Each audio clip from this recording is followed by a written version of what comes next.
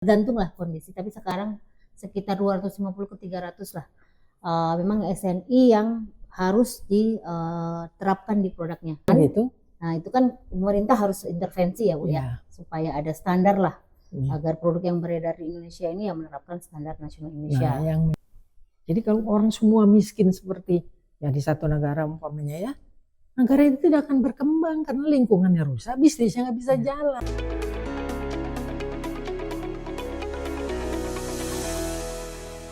Bapak-bapak, ibu-ibu sekalian, dan adik-adik mahasiswa, podcast RPO ini berlanjut dan pada hari ini saya, Rosdiana Soeharto, akan membahas bersama dengan Ibu Koni Sagala dari BSN, Badan Standarisasi Nasional, ingin membahas bagaimana kerjanya Badan Standarisasi Nasional, yang saya pikir banyak di antara kita tidak terlalu memahaminya. Hal ini tentu sangat penting karena di dalam kehidupan kita juga harus menerapkan standar, membuat suatu ukuran-ukuran tertentu yang dapat diterima secara nasional dan internasional. Badan Standarisasi Nasional ini sebetulnya didirikan pada tahun 97, gitu ya.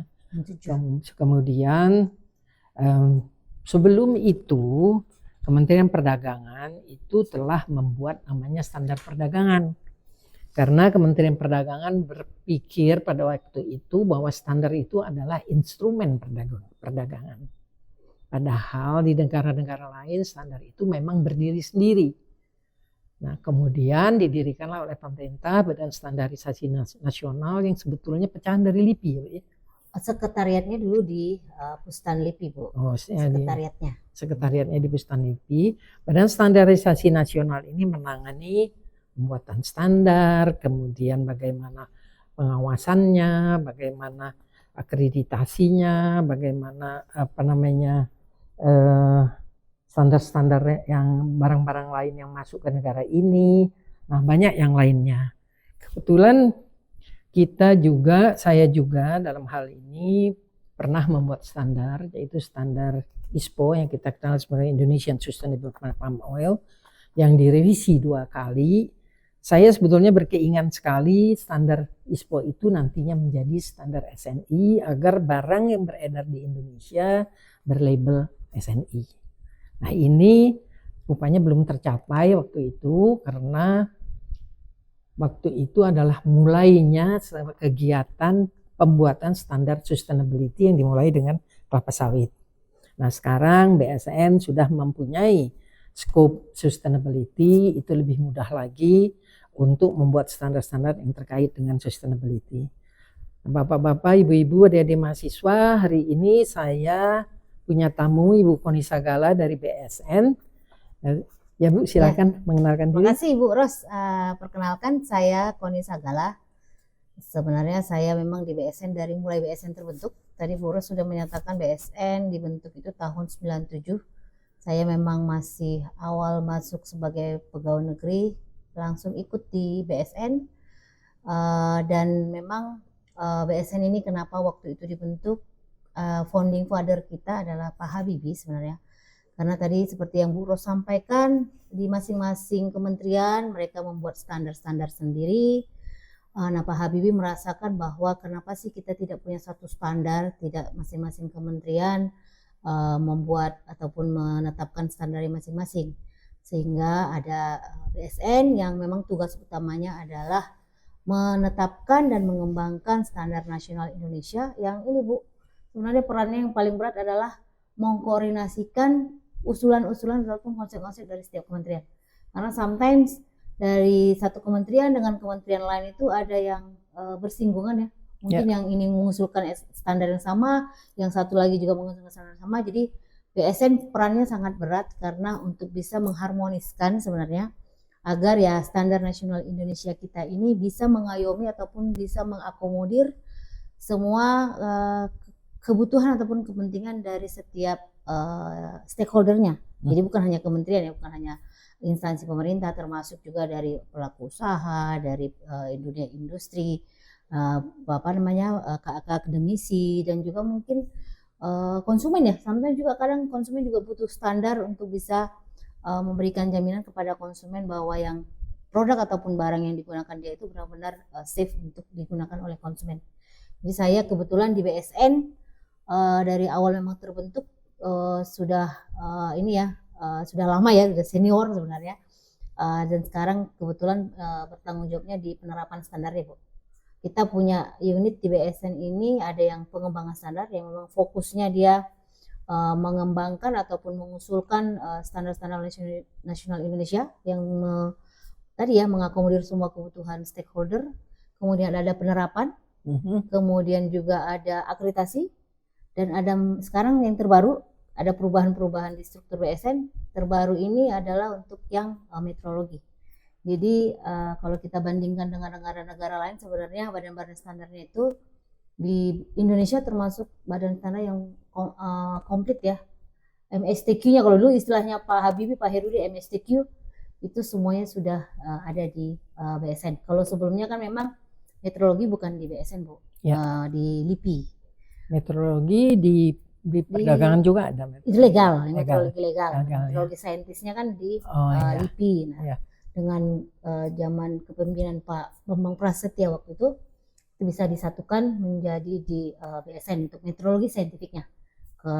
Mungkin ya bersinggungan juga nanti metrologi, tapi memang lebih fokus ke metrologi saintis. Jadi memang 4 pilar ini ya infrastruktur mutu itu semua di BSN sekarang. Kecuali memang banyak yang menganggap BSN itu melakukan sertifikasi Bu. Sering sekali kita mendapatkan pertanyaan ataupun permintaan, bisa nggak sih produk kita disertifikasi oleh BSN?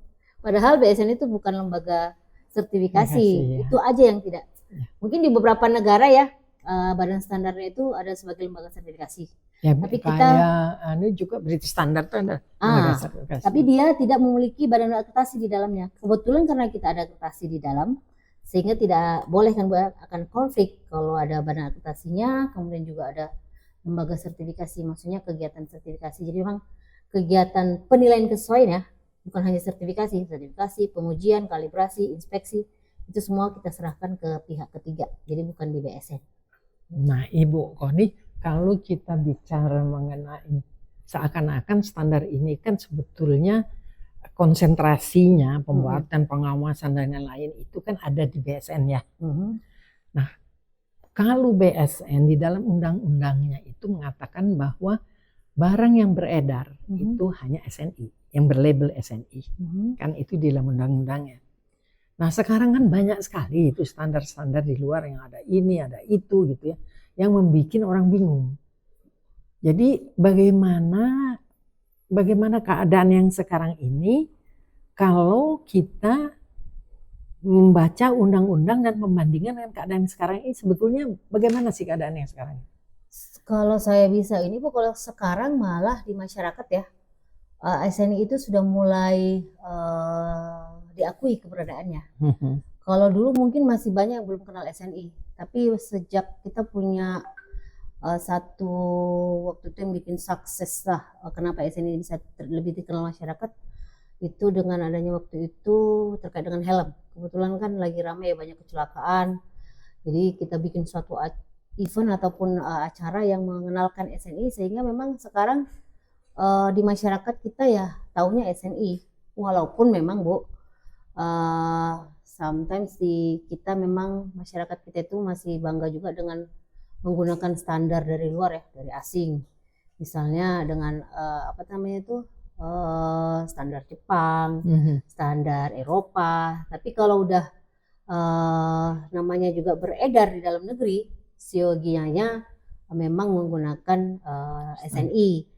Hanya memang Bu, kita kan sekarang kalau yang tadi kalau kata Ibu harus menggunakan label SNI di produknya, itu sampai sekarang memang belum bisa untuk semua produk Bu. Kalau dari normatifnya sebenarnya kalau harus dia menggunakan SNI di produk itulah karena diberlakukan secara wajib oleh kementerian. Nah sekarang itu ada sekitar 250-an SNI yang ini angkanya bisa bergerak cepat ya Bu ya, tergantung lah kondisi, tapi sekarang sekitar 250 ke 300 lah memang SNI yang harus diterapkan di produknya. Selebihnya semua voluntary. Nah, kalau untuk yang voluntary memang kalau dia tidak menerapkan SNI di produknya tidak ada sanksi. Oh. Tapi kalau yang wajib, misalnya seperti sekarang nih, yang terakhir-terakhir adalah SNI misalnya untuk sepatu pengaman, itu kan diberlakukan secara wajib oleh salah satu kementerian. Nah, di dalam peredarannya, kalau dia tidak menerapkan tanda SNI di produknya, itu akan kena sanksi. Bisa jadi mungkin kalau untuk pengawasan di Kementerian Perdagangan ya Bu ya. Jadi kalau semua produk yang diberlakukan SNI secara wajib, pengawasannya di Kementerian Perdagangan. Kalau nanti sekarang sudah polisi juga udah ikutan mulai melakukan pengawasan. Kalau memang dia dalam list tadi SNI yang diberlakukan secara wajib, itu memang bisa kena sanksi. Tapi kalau yang namanya voluntary itu kan keinginan dari pelaku usaha. Kalau kita bisa bilang sebenarnya Bu, tren penerapan SNI secara sukarela di Indonesia ini juga sudah semakin meningkat juga. Jadi mungkin ada sedikit perubahan lah di Indonesia kita ini. Aware-nya terhadap standar itu sudah mulai ada. Tapi kalau sekarang kan sepertinya ini kembali ke zaman dulu sepertinya ya. Jadi setiap kementerian kemudian punya standar sendiri. Ya. Itu bagaimana tindakannya BSN terhadap itu? Apakah dibiarkan saja karena ini undang-undang ya? Memang ini Bu, sekarang ini semua kementerian sudah komit menggunakan satu standar secara nasional saat ini. Walaupun memang di beberapa saat ini memang ada yang mencoba dengan undang-undang juga ya, membuat standar tersendiri juga dengan mungkin dia punya beberapa pertimbangan ya, kenapa dia harus membuat standar sendiri. Tapi kita lihat sebenarnya komitmennya terhadap SNI ini masih ada. Hanya bisa jadi mungkin di beberapa produk-produk tertentu yang dianggap ini perlu hanya di dalam spesifikasi teknis misalnya, tidak perlu harus menyebut nama standar nasional Indonesia, dia itu mau masukkan di dalam regulasinya. Jadi bukan mungkin seperti kayak ISPO juga Bu ya. Ya, ISPO itu kan sebenarnya bukan SNI, tapi di dalam peraturan pemerintahnya itu kan semacam standar juga ya sebenarnya. Sebetulnya kalau kita kembali ke TBT ya Bu ya, Aneks 1 di mana standar itu sebetulnya voluntary. Ya, tidak ada standar itu yang kemudian menjadi mandatory, itu nggak ada. Yang ada adalah technical regulation ya, itu yang diperbolehkan untuk menjadi mandatory. Oleh karena itu waktu saya membuat standar ISPO itu saya mengatakan bahwa itu technical regulation. Ya, saya tidak pernah mengatakan bahwa ini standar ISPO, tapi saya katakan sistem standarisasi kelapa sawit berkelanjutan. Means sistemnya yang diterapkan kan. Nah, hanya orang-orang kan punya pengertian berbeda karena saya Bu Koni tahulah saya kan nanganin standar dari masuknya di perdagangan tahun 70 sekian. Baru sampai jadi direktur standarisasi, sampai dulu bos saya pernah berpikir Ibu Ros harus jadi kepala BSN. Untuk enggak saya. Kalau saya jadi kepala BSN Bu. Kalau saya jadi kepala BSN saya nggak jadi negosiator. Oh iya. Jalannya beda ya. Jalannya beda. Tapi sebenarnya saya sendiri pengen sekali dulu jadi kepala BSN-nya karena apa? Saya pikir saya jadi anggota ISO cukup lama bersama-sama dengan Pak Herudi. Kemudian saya ke sana ke sini sampai anak saya umur 40 hari saya terbang ke Spanyol untuk hadir sidang ISO aja Pak. Jadi keterlibatan saya di dalam standar itu cukup lama sehingga saya merasa kalau SNI itu diabaikan saya kok merasa tidak rela gitu ya. Karena waktu itu saya bicara dengan satu organisasi yang menerapkan standar sustainability untuk sawit. Mereka mengatakan kami akan menjual minyak goreng di Indonesia bertanda NGO dia. Menurut saya itu tidak boleh, itu melanggar undang-undang. Tapi sayangnya kok tidak ada sanksi. Yang ingin menerapkan label mereka pada produk yang dikoordinasikan atau diatur oleh NGO ini. Nah, itu produk itu mereka katakan bahwa produk yang akan beredar di Indonesia itu bertanda NGO mereka. Gimana itu? Ya Bu, memang kalau itu kita juga sudah melihat ya di lapangan ini, itu kan yang dinamakan dengan private standard. Ya. Jadi memang kalau lihat pengelompokan standar itu yang pasti ada standar nasional Indonesia. Kemudian juga di level keduanya itu ada mungkin standar apa namanya standar di dunia industri, standar perusahaan lah namanya.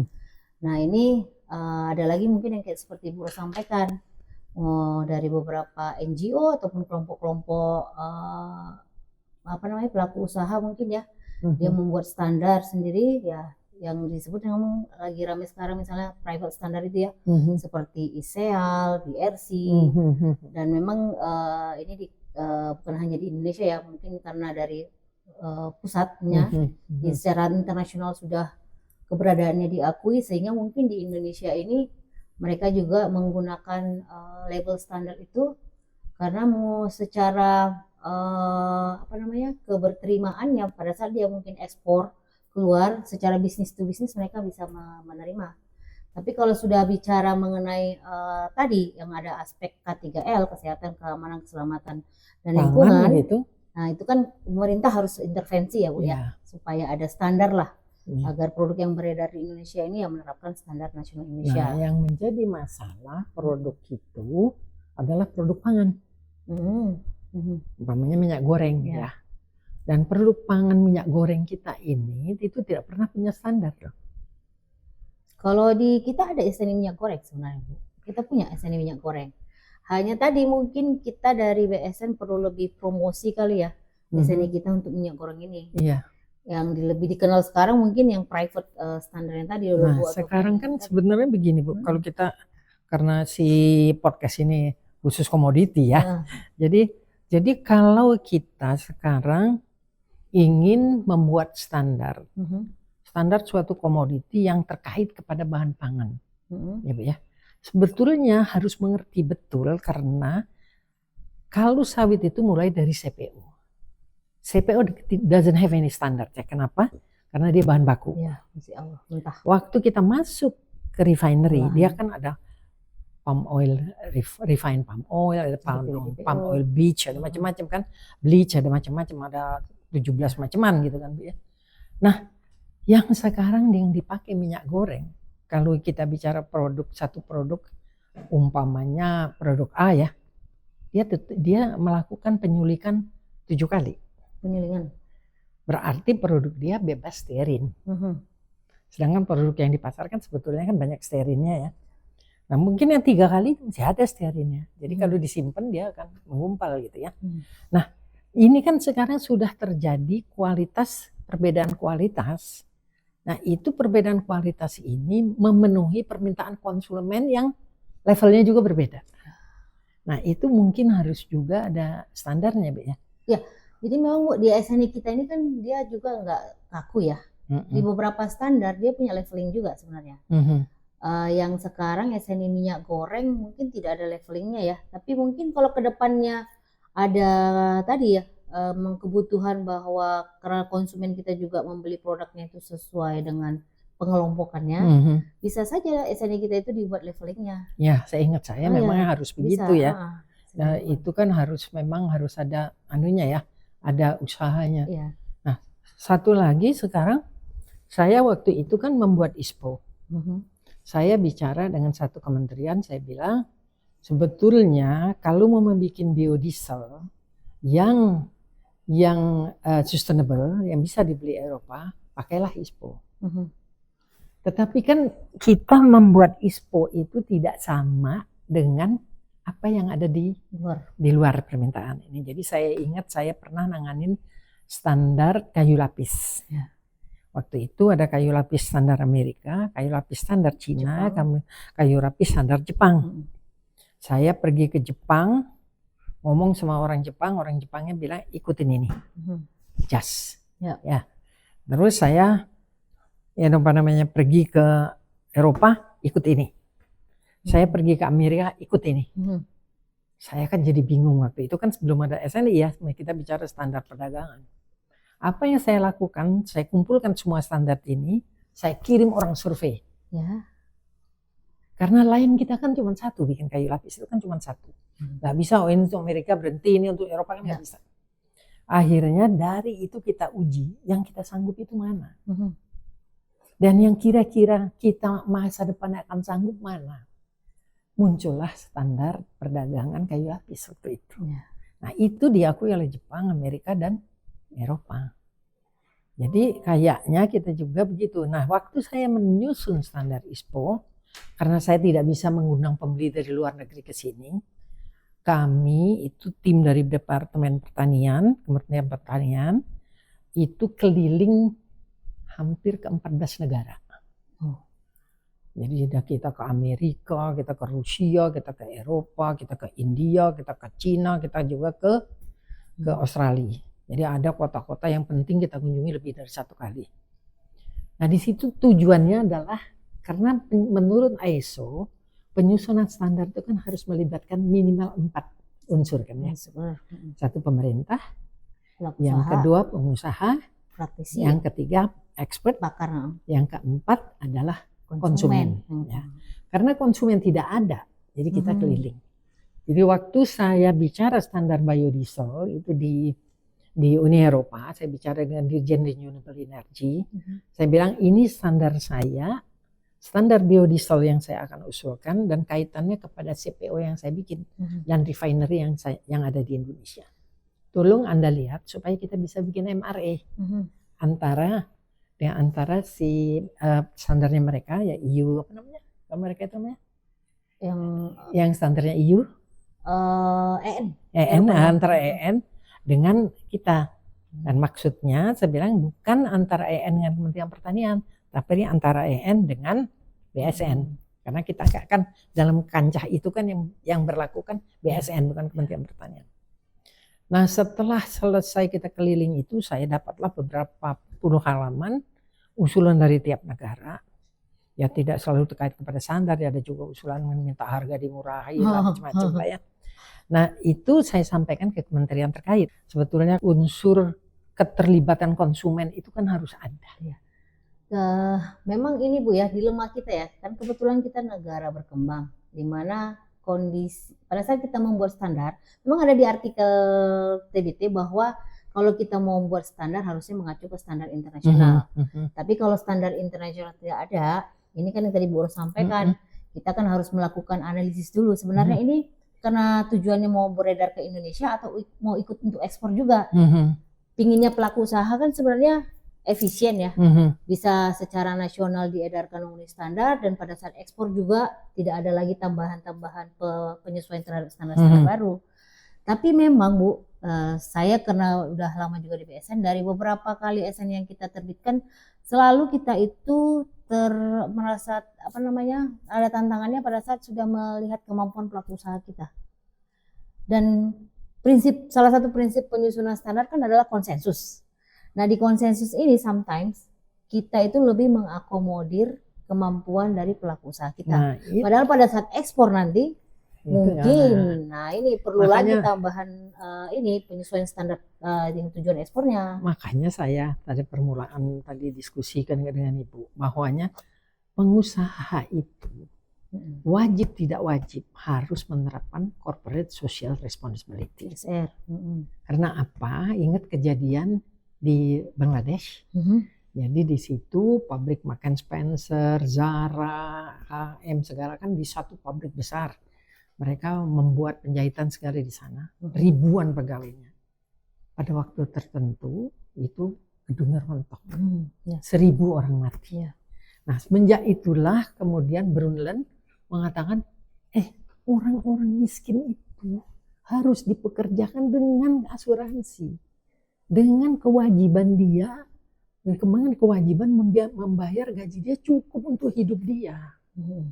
Nah Brundtland itu kan mengatakan ekstrim poor itu akan menyebabkan kerusakan lingkungan. Jadi kalau orang semua miskin seperti ya di satu negara umpamanya ya, negara itu tidak akan berkembang karena lingkungannya rusak, bisnisnya nggak bisa jalan. Apalagi kalau bisnis itu terkait kepada kekayaan alam kan. Nah ini sekarang di kita mereka itu tidak menerapkan corporate social responsibility.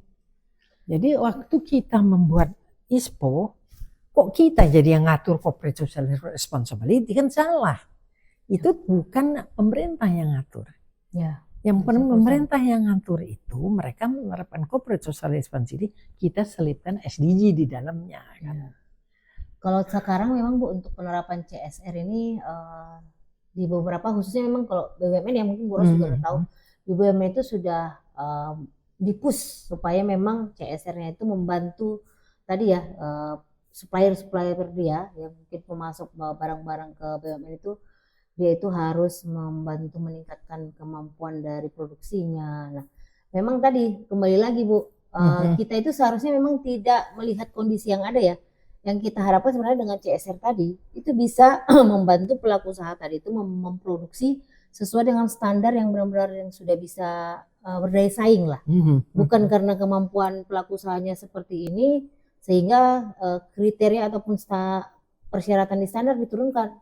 Kan bukan seperti itu sebenarnya. Iya, harusnya yang tadi yang punya CSR bisa membantu pelaku usaha ini sehingga tadi standar yang benar-benar minimal lah itu bisa diproduksi dia, bukan kita yang standar kita yang mengikutin ke kondisi. Kan untuk daya saing kan agak susah ya Bu ya. Untuk jadi kompetitif agak susah gitu. Iya, sebetulnya kalau di dalam apa namanya TBT kita itu kan harus membuat standar yang mirip dengan standar internasional. Ya.